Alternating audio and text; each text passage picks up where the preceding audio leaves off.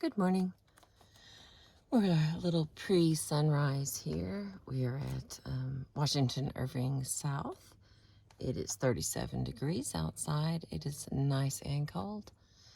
So we're going to continue with our temperament book. This is chapter 5, Temperament in Leading. A leader is a leader only insofar as he has followers. If we want our subordinates to do something and they do not do it, then, plainly, they have not followed our lead. Likewise, if we want our charges to accomplish something, Likewise, if we want our charges to accomplish something quite apart from how they go about it, and they do not accomplish it, then, again, they have not followed our lead. Now, these are the only two ways that we can be leaders. We can want certain actions, and we can want certain results. The degree in which we get what we want is the measure of our leadership. A follower is a follower only insofar as he does what a leader wants in order to please the leader. Whatever our temperament, we are all social creatures, and so want to please the boss or displease him. We are not indifferent on this issue. Work is done for the boss. We grow for our parents, learn for our teacher, win for our coach. Even the most independent among us presents his work as a gift to the boss, which makes the boss rather imprudent if he fails to say, in some manner, "Thank you." It's not the paycheck and the satisfaction of doing a good job enough? Apparently not. This is not to say that pay and self-esteem are not important. Clearly they are. Rather, it is to say that they are not enough.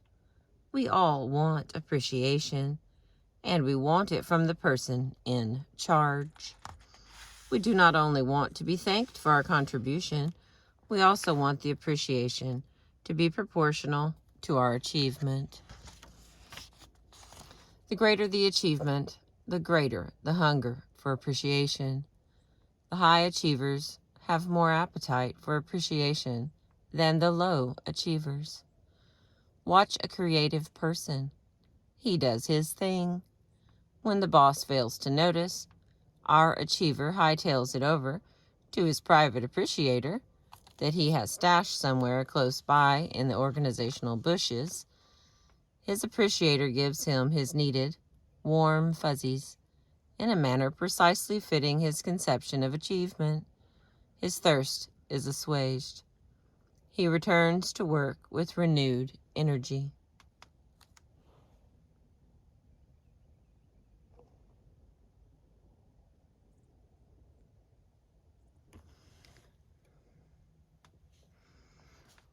All right. Watch an achieving person whose boss fails to give him strokes and who has no private stroker. He soon leaves the job in search of a place where he is appreciated. Since leadership is getting people to do what the leader wants them to, because the leader wants them to, and since achievement creates a hunger for appreciation by the leader, then it follows that the primary job of the leader is appreciation. Other tasks the leader may have must be regarded as trivial in comparison to this. The leader has got to learn how to notice achievement and thereupon to thank the follower for his gift. Imagine that. Thanking someone for doing something he's supposed to do. That sticks in the craw. Even so, the leader damn sure better swallow this, or his team is going to lose, and the owner is going to get a new coach, as well he should. Even if the leader swallows the bitter pill, there's a catch to it. One man's meat is another's poison, even in the domain of appreciation. To thank a person for something he does not consider accomplishment is to at least miss him and at worst insult him. And here, the temperament of the leader predisposes him to awareness of, okay, I'm going to try that sentence again. And here, the temperament of the leader predisposes him to awareness of achievement he values, and obliviousness to achievements valued by other temperaments. So even if he grants that thanking his subordinates for their work is his main task, he is very likely to botch it by unconsciously imposing his own style onto his subordinates and thanking them for doing things they regard as irrelevant and valueless. So if a leader accepts the primacy of appreciation, he then has the task of learning about his own temperament and that of his subordinates. Let us therefore review in brief what sorts of appreciation might be relevant to the 4 temperaments.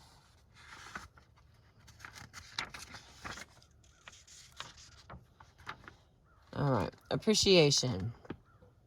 Appreciating the SP. SPs appreciate recognition of the clever, facile ways they work. Commendation for the grace and flair of their actions is more important to them than note of how much work was done. The SP is process-oriented, not product-oriented. If the work entails risks and taking chances, this should be commented on. When the risks pay off, he needs companionship in celebrating the results. When they do not, he needs support and encouragement, expressions of comfort that this was merely a temporary setback. Boldness, bravery, endurance, cleverness, adaptation, and timing. These are what SPs pride themselves on, and so feel appreciated when these qualities are noted by the leader.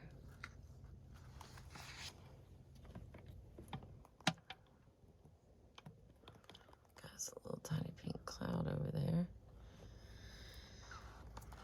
Appreciating the SJ. Cautious, carefulness, thoroughness, and accuracy of work are valued by the SJ, for he is product-oriented. An SJ enjoys comment about whatever he produces, especially if these comments recognize how well the product meets the standards set forth. He appreciates being recognized as a responsible, loyal, and industrious person, which is not difficult, for those 3 adjectives can readily be applied to most SJs. SJs need an abundance of appreciation, although they will have difficulty in showing their pleasure when recognition is given.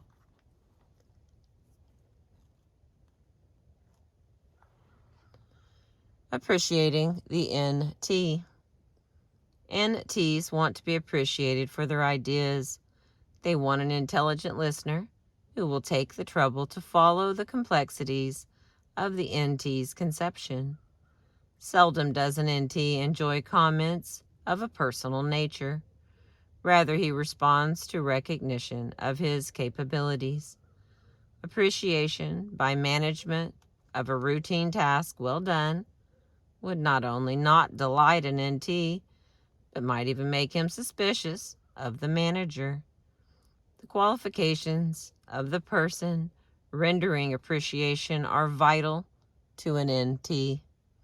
The fact that the person holds a high office signifies nothing if he does not also possess intellectual competency in the area he is appreciating. NTs have difficulty appreciating others verbally, and, as with SJs, have difficulty accepting appreciation. And the final one, appreciating the NF.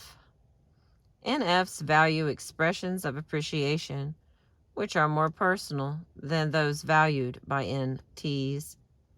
NFs want to be recognized as unique persons, making unique contributions. and need an awareness of this stated by their subordinates, peers, and superiors.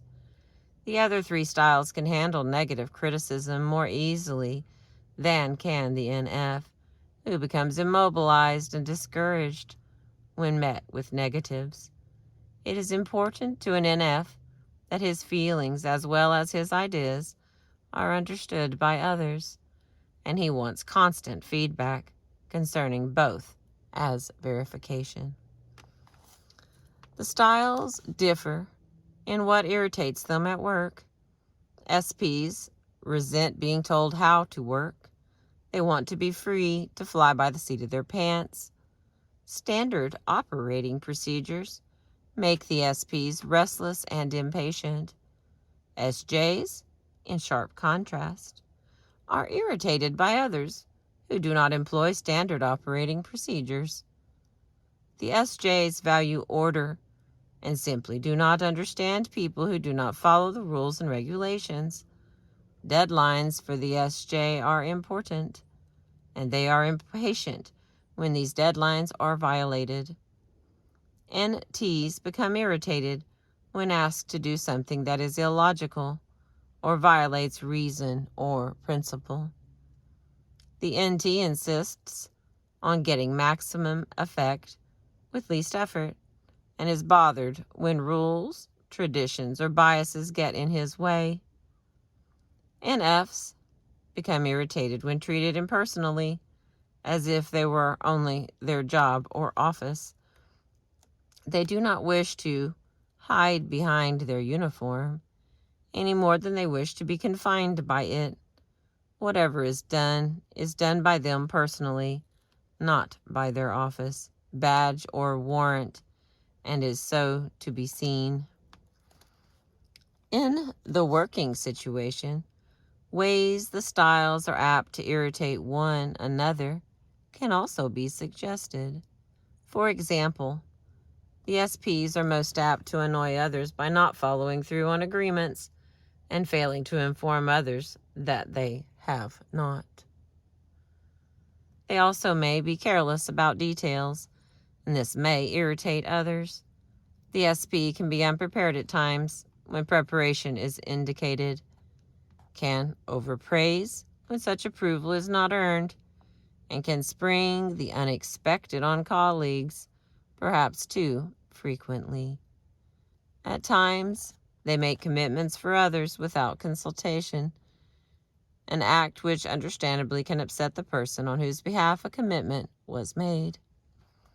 SJs can irritate by too frequently communicating a doom and gloom position and failing to speak in positive ways. SJs can also hurt with sarcasm and sharp criticism, perhaps even ridicule. They may reward only the most productive and fail to notice minor contributions of others.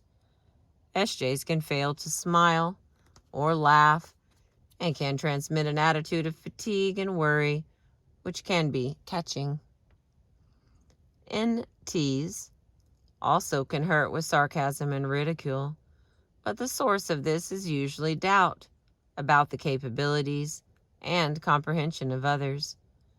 NTs also can irritate by what seems to others as unwarranted insistence on splitting hairs and making distinctions, so that others forget the point at issue.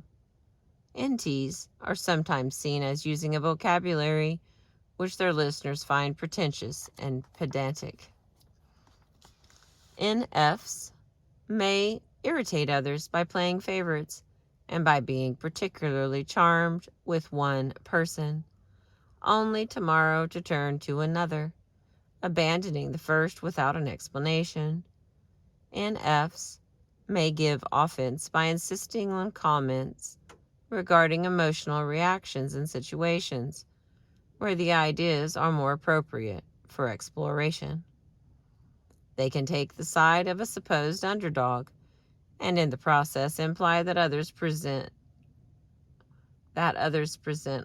are hard-hearted and unsympathetic to the needs of others.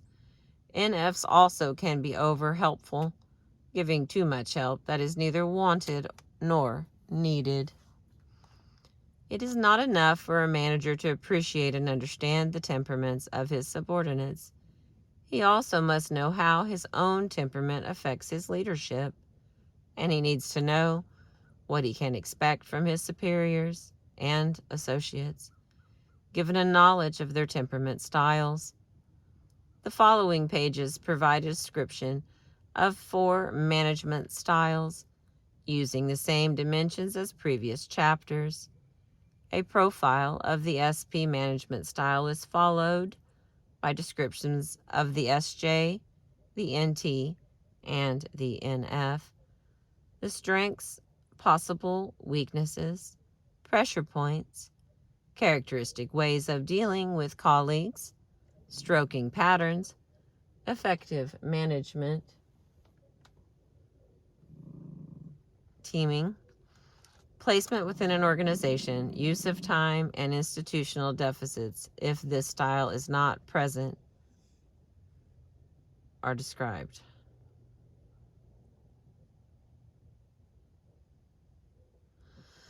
Okay, I'm going to stop there because we're a little over 16 minutes. The first one will be that SP manager at work, and then we'll go through. And this is the final chapter of the book. So I appreciate you being with me. I see that we did not actually catch the sun, but it's a lovely morning. And my dogs are with me, so that was Wiley growling at what he thinks what might have been a deer. And that is Mookie snoring in the back seat, aka Zorro dog. Thank you for listening. I appreciate you.